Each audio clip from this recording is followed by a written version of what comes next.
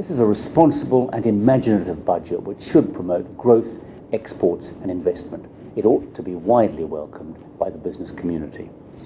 We applaud strengthening the link between savers and business investments through changes to ISAs and pensions. It has the potential to bring profound change, shifting our culture from one based on debt to one based on savings. Support for Britain's exporters is particularly welcome. Increased capital allowances and changes to the airline passenger duty were both called for by the IOD, and they'll benefit a wide range of British business. So will measures to tackle energy costs.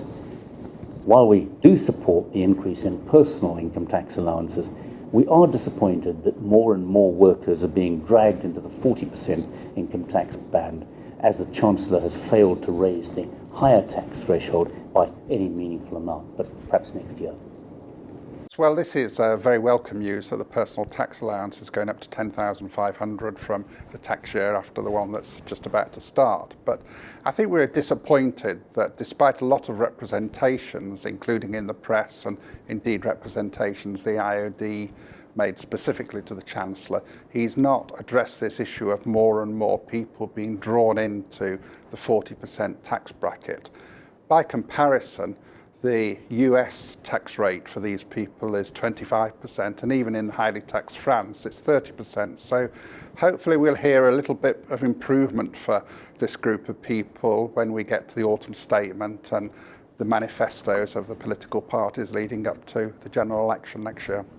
The doubling of the annual investment allowance is a very important step in our view, because now the limit for 100% relief is £500,000 of expenditure. It means it's going to be of significant value not only to the smaller businesses and startups, but also of value to the medium-sized businesses, which have been neglected in most recent budgets, both by the coalition government and its Labour predecessor. Well, these are some of the most significant changes that we've seen in decades to the thing that we understand as a pension today. And we know from research amongst our members that people have really disliked the requirement to buy an annuity. Now, subject to legislation that goes through next year, that requirement will disappear. People will be able to access their pensions in whatever amount they want, whenever they want, without restriction. This has got to be incredibly good news, and certainly is a reform that we've looked for and argued for some time.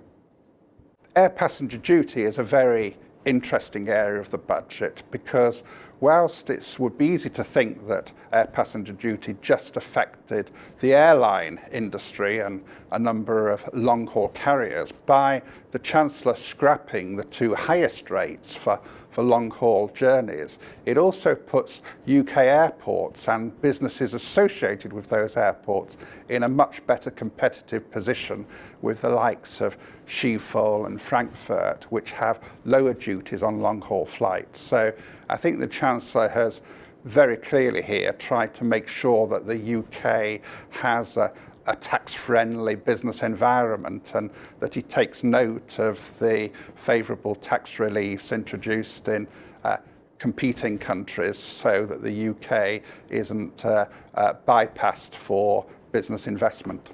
The final point I'd make concerns tax avoidance and tax abuse. Over the recent years, there have been a number of aggressive avoidance schemes marketed, often by niche sort of bureaus focused on selling these schemes.